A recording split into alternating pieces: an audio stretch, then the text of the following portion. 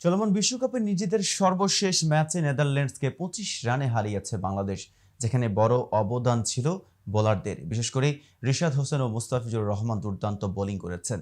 শেষের দিকে তাদের মিতব্যয়ী বোলিংয়েই ডাচদের বিপক্ষে সহজ জয় পায় টাইগাররা। হাম স্পোর্টসের অনুষ্ঠান দ্য ফ্লিকে পাকিস্তানের সাবেক ক্রিকেটার মিসবাহ উল হক বলেছেন, মুস্তাফিজ দারুণ বোলিং করছেন। বাংলাদেশের উইকেটের মতো উইকেট এর স্লোয়ার ব্যাটসম্যান বুঝতেই পারেনি। ঋষাদও দুর্দান্ত বোলিং করছে।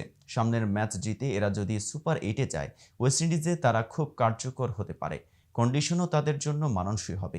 একই অনুষ্ঠানে পাকিস্তানের আরেক সাবেক ক্রিকেটার শোয়েব মালিকও প্রশংসা করেছেন মুস্তাফিজের। তিনি বলেন, তাদের বোলিং আক্রমণ দারুণ, বিশেষ করে এই ওয়েস্ট ইন্ডিজ কন্ডিশনে, যেখানে স্পিনারদের বড় ভূমিকা থাকে। বাংলাদেশের কাছে মুস্তাফিজ আছে, ওর স্লোয়ার বল যারা বেশি খেলেনি তাদের জন্য বোঝাটা কঠিন। সেটাই দেখা গেছে ম্যাচে। নেদারল্যান্ডসের ব্যাটসম্যানদের জন্য স্লোয়ার কঠিন হয়ে গিয়েছিল, যে কারণে মুস্তাফিজ ৪ ওভার বোলিং করে মাত্র ১২ রান দিয়েছে, ১ উইকেট নিয়েছে। বাংলাদেশ অধিনায়ক নাজমুল হোসেন শান্তের প্রশংসা করে শোয়েব বলেন, নেদারল্যান্ডসের ব্যাটিং অর্ডারের প্রথম ৫ ব্যাটসম্যানের সবাই শুরু পেয়েছে। আজকের ম্যাচে অধিনায়কত্ব গুরুত্বপূর্ণ ছিল। ওদের বিক্রমজিৎ সাকিবের বলে ২টি ও রিশাদের বলে ১টি ছক্কা মেরেছে। অধিনায়ক হিসেবে সে তখন তৎপর ছিল।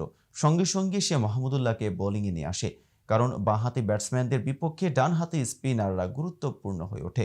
সেটাই হয়েছে, মাহমুদুল্লাহ এসেই উইকেট নিয়ে নেয়।